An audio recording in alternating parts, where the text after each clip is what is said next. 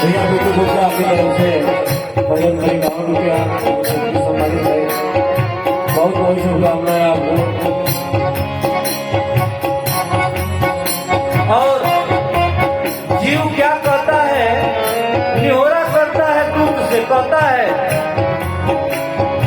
आज कुठिलरी कैया रे पानी पानी उमर में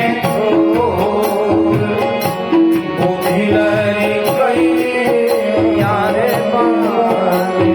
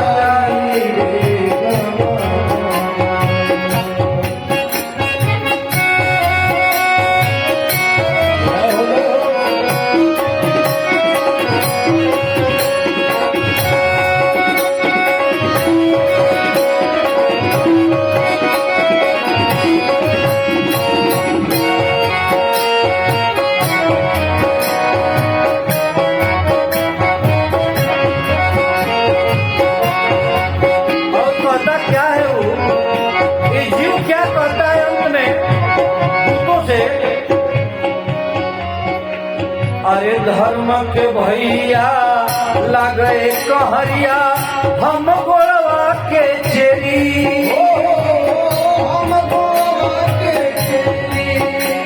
अरे धर्म के भैया लगे कहरिया हम गोड़वा के चेरी अरे बालम के समझा के अब की के दिन ली तो फेरी हो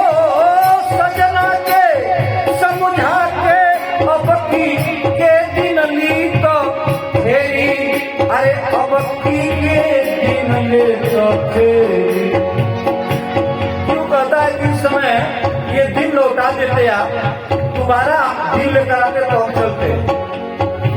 दूतों ने कहा कि आखिर क्यों लौटाना है दिन, इस दिन पर क्यों नहीं जाना है तुम्हें।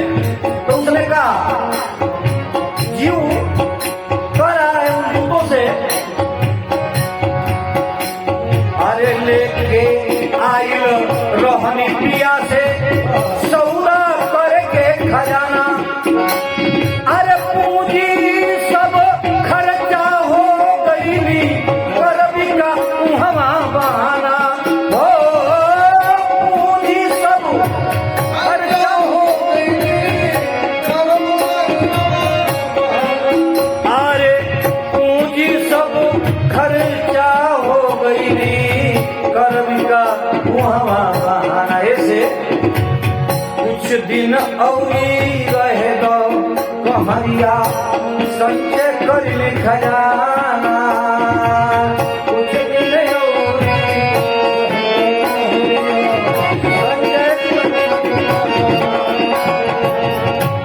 तब पियवा की घर में हमरो लाग जाई ठोर ठिकाना घर में हमरो भगवान के ये कथा में आप सब जो ये चढ़ावा कर रहे हैं समय दिया जाएगा। कथा के समय में हमने बताया है आप लोगों को जो कोई भी श्रद्धा भाव चलाए हैं ठाकुर जी को ही चढ़ाना है। समय दिया जाएगा उस समय में आप लोग चढ़ा देंगे, बीच में थोड़ा बाधा पड़ेगा ना तो उस पर विचार करें।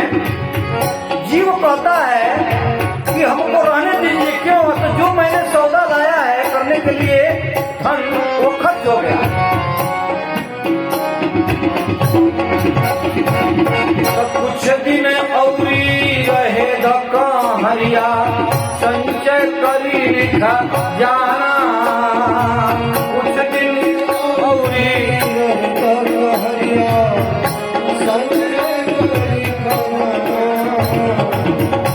तब पियवा की घर में हमरो लग जाई ठोर ठिकाना हो तब पियवा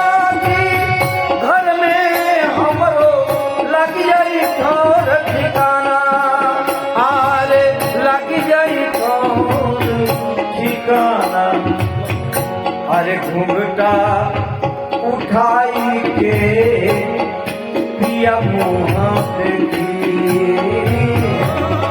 घुंघटा उठाई के पिया मोहत देखी है। अरे बिगड़ल रहनिया मोर, घुंघटा उठाई के पिया मोहत देखी घुंघटा उठाई के पिया मोहत की है।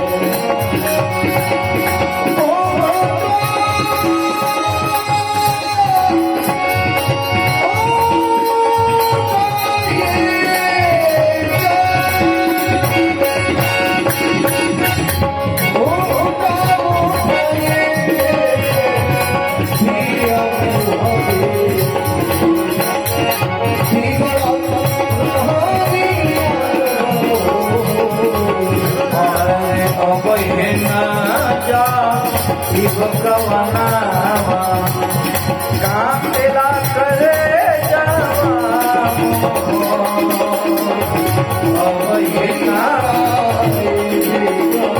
जीव कहता है उन दूतों से कि अभी समय नहीं है, मैंने जो लाया वो खर्च हो गया, क्या दिखाऊंगा मुंह जाकर वहां ठाकुर जी को, क्या दिखाऊंगा? क्यों कि मेरा जो आदत है, जो स्वभाव है, वो बिगड़ गया और अभी नहीं, जन्म जन्मांतर से बिगड़ा है। जब जब मैंने वादा करके आया तब तब आकर यहाँ पर माया में भूल गया और हमारा स्वभाव बिगड़ गया। इसलिए आपका हम हाथ जोड़ रहे हैं कि रहने दीजिए, कुछ दिन और रहेगा कहरिया, संजय पर लिखा जाना हो, कुछ दिन और रहेगा कहरिया, संजय पर लिखा जाना। आरे तब पियवा की घर में हमरो लग गई और ठिकाना हो, तब पियवा की घर में हमरो लग गई और ठिकाना, अरे लग गई और ठिकाना। नहीं तो इस बात में मुझे गिरना पड़ेगा और आप लोग चाहेंगे तो बच जाएंगे। हम खतवा ITI दूध का श्री योगेश्वर पांडे जी का आगमन है। रविंद्र भैया मंच पर लाइए योगेश्वर पांडे जी को। पांडे जी आए हुए हैं तो मैं ठाकुर जी से आशीर्वाद ले लें। तो जियो कहता है, तो जब दूध जो है, दूध है जो वो कहता है, जो कहानी बनकर आया है, वो क्या कह रहा है? इतना बचन जो सुनी पहला कहरिया, सुन गोरी अर्ज हमारी, इतना सुनी पहला कहरिया, सुन गोरी अर्ज हमारी, इतना बचन सुनी पहला कहरिया, सुन गोरी अर्ज हमारी,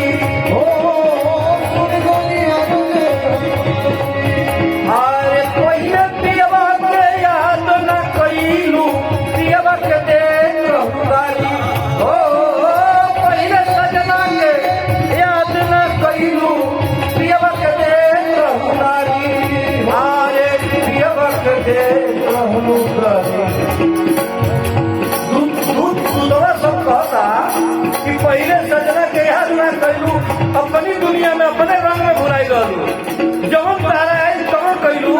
हाँ ए बेरा तारा ही बुझाता कि हम धन में खर्च कर देनी, ए बेरा भूलैला से नहीं होई काहे? पल भर समय ना घटी है बड़ी है, समय से खुली सवारी, समय से खुली सवारी, हो पल भर समय ना घटी है बड़ी है, समय से खुली सवारी, हो पल भर घटी है बड़ी है, समय से खुली सवारी। अरे तब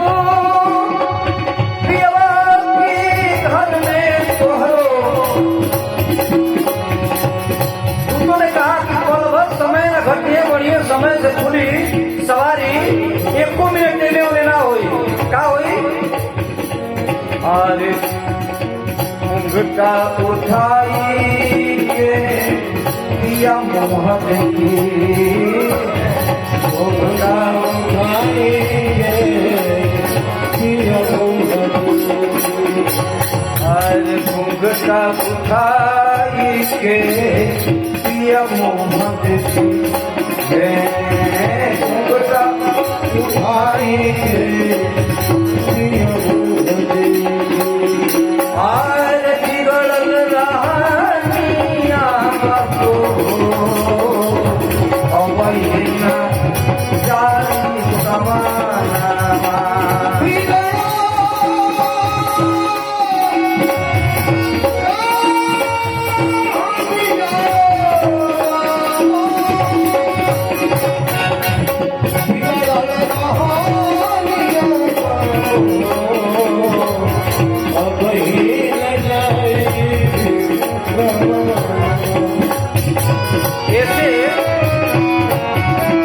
ऐसे झूठ कहते हैं,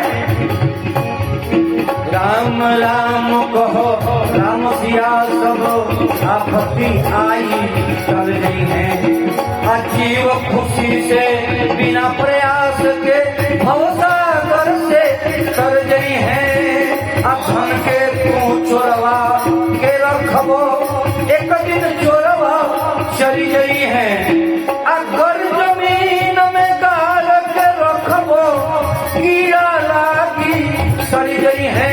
आज छप्पर में चोरवा के रखबो आग लगी सब जली गई है। एहिया में कोनो होई ऐसा बीमारी धन डॉक्टर की घर गई है।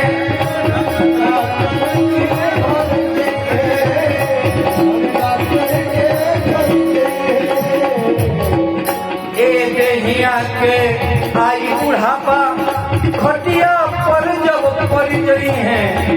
धन दौलत बेटवा लेती है। अपने अधिकार निकल गई है। तो दान करे के पैसा मंगबो कोई जा बेटवा न कर गई है। दान करे के पैसा मंगबो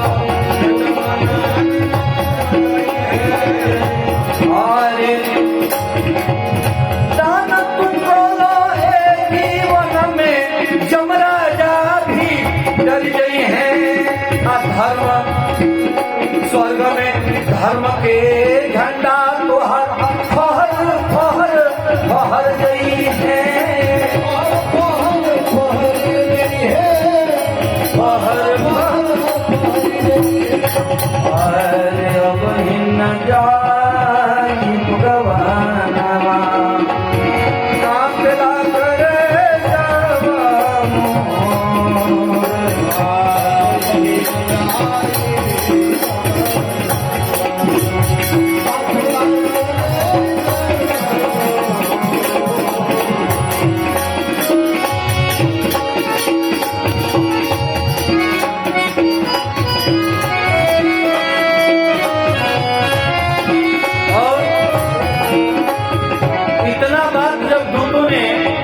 कहा उस जीव से, तो जीव ने कहा कि आपने उपाय बताया कि भगवान का भजन किया जाए तो समय कहाँ है अब? तो उसने कहा कि समय तो नहीं है, लेकिन एक बार भी यदि मुख से भगवान का पावन ये नाम निकल जाता है तो उसकी गति हो जाती है उस जीव की। ये पुराण श्रीमद् भागवत महापुराण कहता है। बहुत कम समय में भी जो जीव अपना कल्याण कराना चाहता है तो हो जाएगा। जिस तरह से खडवांग नाम के राजा मुहूर्त मात्र में अपनी मुक्ति पा लिए। एक बार प्रेम समुद्रानंद भगवान की कपिल देव भगवान ने कहा, हे माता, ये जीव की गति है जो अपने गलतियों की पुनरावृत्ति करते हुए अंत तक जन्म जन्मांतर तक इस मृतलोक में फंसा हुआ है और अंत में भी नहीं सुधरता। एकमात्र साधन है इस देह और गेह से निवृत्त होने का कि ठाकुर जी के कमलों चरणों में अपने मन को एकाग्र करके भगवान के भजन किया जाए और जो भी जीव हैं उन पर दया किया जाए और अपने जाने में ये प्रयास किया जाए कि ये किसी प्रकार का पाप न हो। इसलिए कि नया प्रारब्ध नहीं तैयार होगा, और जब नया नहीं होगा तो मुक्ति निश्चित है। देवहूति ने कहा कि प्रभु मैं धन्य हो गई, और इतना अपने मन को एकाग्र कर लिया, समाधि स्थिति में अपने मन को ला करके और ब्रह्मानंद में स्थापित करके भगवान के ध्यान करते हुए ऐसा ध्यान किया कि उनका शरीर जलमग्न हो गया और वहीं से गंगा बहने लगी।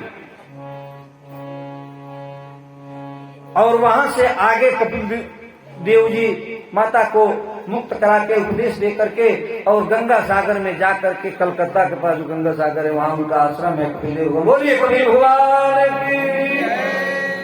सुखदेव जी ने कहा है परीक्षित, भगवान के 24 अवतारों में कपिल भगवान एक हैं, और आगे चल करके उन्होंने कहा कि ये 3 कन्याएं हुई, मनु की देवहूति, आकृति, प्रसूति। प्रसूति का विवाह दक्ष प्रजापति से हुआ, आकृति का रुचि प्रजापति से। इसलिए इस तरह से हुआ कि पुत्रिका धर्म कहा जाता है कि जिस पुत्री को मैं शादी कर रहा हूं जिस वर से, उसके घर जब ये पुत्र होगा तो पहला पुत्र हमारे घर आएगा, इसको पुत्रिका धर्म कहते हैं। तो पुत्रिका धर्म से आकृति का विवाह हुआ, जिसमें यज्ञ भगवान का प्राकट्य हुआ। तो यज्ञ भगवान जब हुए तो यज्ञ को मनु जी ले लिए, और उस यज्ञ का विवाह दक्षिणा नाम की कन्या से हो गई, क्योंकि यज्ञ नारायण की पत्नी का नाम दक्षिणा है। बोलिए यज्ञ भगवान की। सुखदेव जी ने कहा है परीक्षित, सती का कोई संतान नहीं हुआ। परीक्षित ने पूछा क्यों, क्या कारण है, क्यों नहीं हुआ? तो उन्होंने कहा कि उनके जो है कि पिताजी दक्ष प्रजापति भगवान शिव के का अपमान कर दिया था, जिस अपमान को सती ने नहीं बर्दाश्त कर पाई, और वह जाकर के जोगाग्नि में अपने शरीर का त्याग कर दिया अप्रौढ़ावस्था में। उन्होंने कहा कि प्रभु उस कथा को बताइए, आखिर उनका जो आशुतोष भगवान शिव हैं, आशुतोष हैं जो शीघ्र प्रसन्न हो जाते हैं, वह जो है कि उनसे उनको द्वेष कैसे हो गया, द्वेष उनसे कैसे हो गया? तो उन्होंने कहा कि एक समय ब्रह्मा ने उनको प्रजापतियों का नायक बना दिया, मालिक। जब प्रजापति का मालिक बने तो इनको अहंकार हो गया, मद में चूर हो गए। तुलसी बाबा ने मानस में लिखा कि नहीं को वस जनमा जग माही प्रभुता पाई जाहि मद नाही।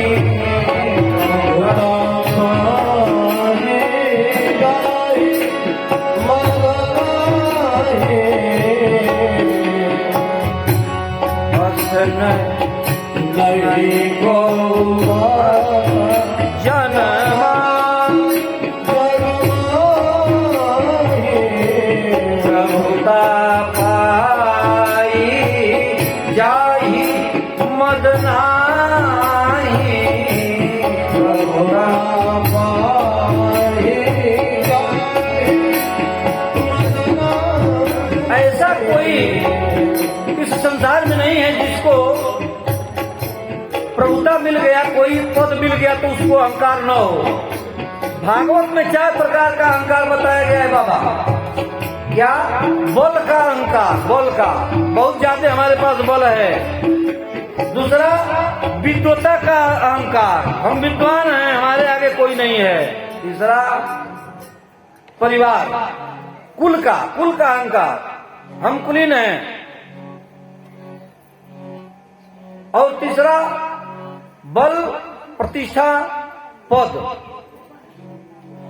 तो ये मद होता है, और ये मद क्या करता है? जीव को गर्त में डाल देता है।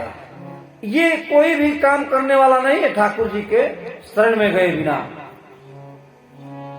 तो दक्ष जी को क्या हुआ?